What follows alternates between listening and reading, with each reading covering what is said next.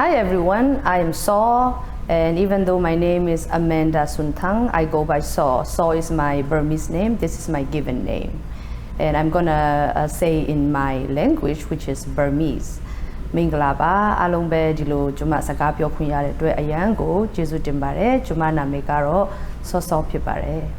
I grew up in Burma, and Burma is also known as Myanmar. And if you're wondering where Burma is, we are right between Thailand, India, and China. So those countries are our neighboring country. I came to America 14 years ago as a refugee. When we say refugee, a lot of people don't understand what it really means. Refugees, every case is different. And most refugees who come from my country, Burma, we fled the country because of persecution, oppression by our military dictatorship government. The reason why they persecuted us was because of our race, because of our religion, and because of our political belief.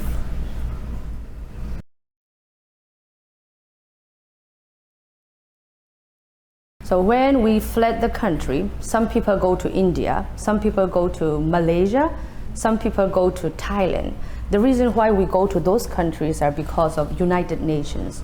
United Nations, UNHCR, they are there to protect us, and they give us registration.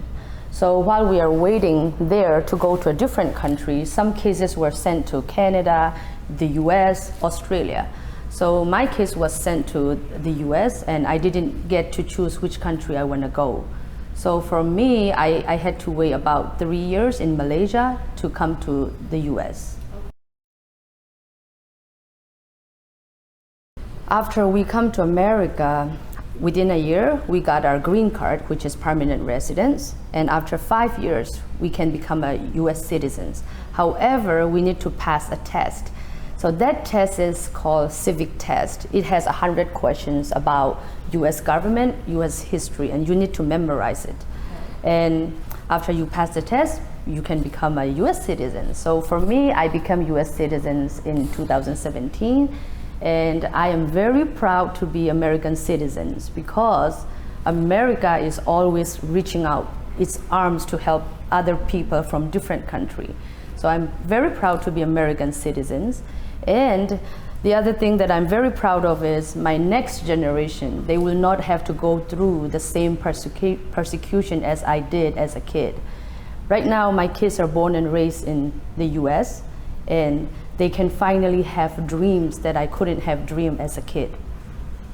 And this is why Martin Luther King Jr.'s I Have a Dream speech is deeply personal to me. Yes, it was, especially the weather. And the weather was always around 70, 80 all year round. And of course, food, okay? It's lots of street foods, and I really enjoy. And the other thing is, if I talk about my kid life, my childhood life in Burma, at school, if you're a smart kid, you gotta go to a special class. Those classes are like, they will train you to be a doctor or engineer. So whenever I was in my home country, I was just a kid. So all I did was go to school, and we need to walk on foot, no school bus. So sometimes we walk 2 to 3 miles just one way, and we need to pack all our lunch and waters, everything. So that was my typical day when I was in my home country.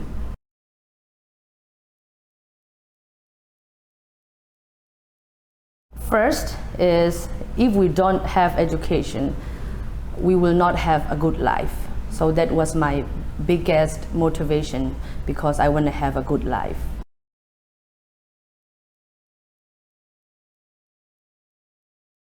This is our new home, far, far away from our home country. And it took us years to adjust and adapt to our new home, because it doesn't feel like home. You know, we felt homesick, and we can't really go back to our home country. We have to wait until we get our citizenship. You were somebody back in your home country.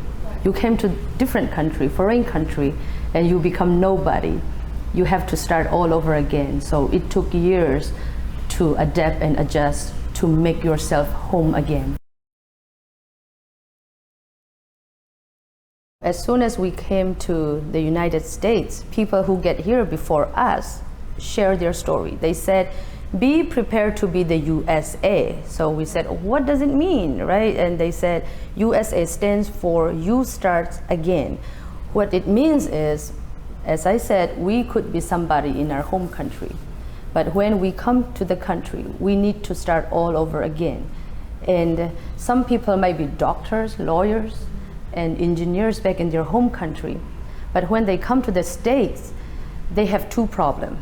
First is language barrier. And the second problem is their education, their degree from their home country is no longer valid in the United States because of the US Department of Education does not give us credential if you get foreign country degree. However, some exception apply. If you graduate from famous university in different countries such as Japan or Thailand or South Korea, then the US Department of Education might give you credentials and you might be able to transfer those education to you. But most refugee immigrants who came from same country as me, because of our country situation, our bachelor degree cannot be transferred to the US equivalent.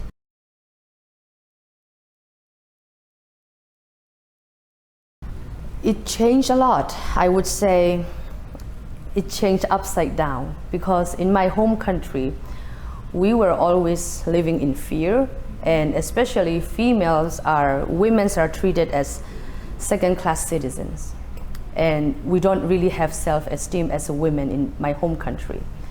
And when I come to the state, I see that women are as equal as men, and there's no more gender discrimination as my country.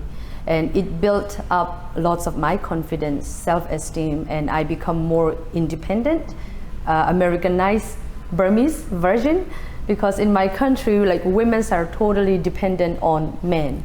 If they got married, they don't even work, they are stay-at-home mom, just taking care of family. So coming to America changed my life completely different.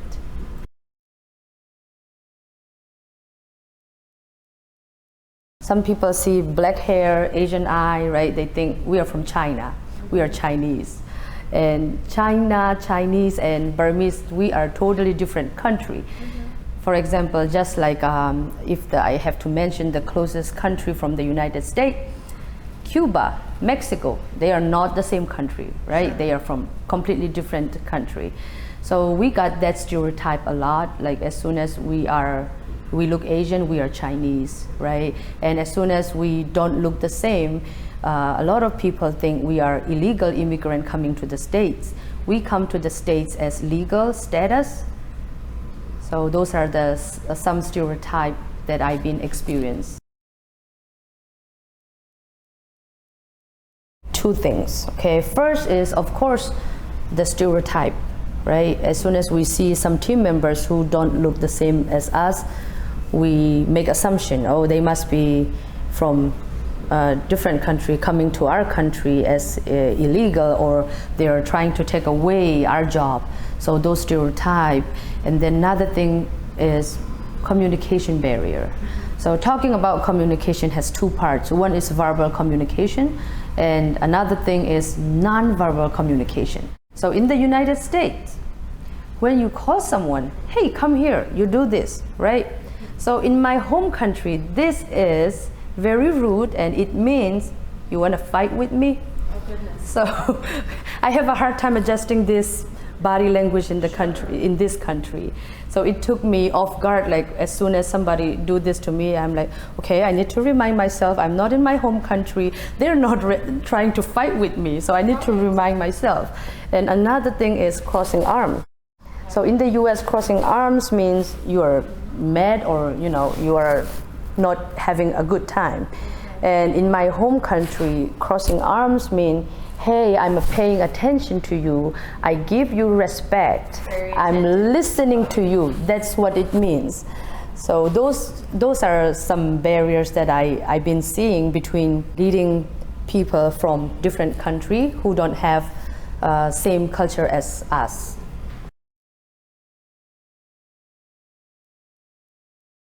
As a leaders, when you see someone, one of your team member, if they don't speak English, if their English is not their first language, never make fun of their broken English. If they speak their broken English, which means they can speak other different language. And if they cannot pronounce some words, don't try to correct them, because everybody's accent is different, depend on where they come from. And even though they know the right way to pronounce it, they can't. They're stuck with their own accents. And another thing is treat them with the respect.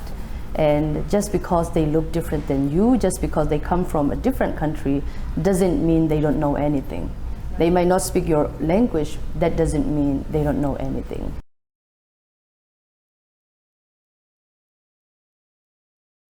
When you talk to them, if you know their English is not their first language, instead of speaking them like real loud, because people think if I speak louder, they will understand me better, right? That's not the case.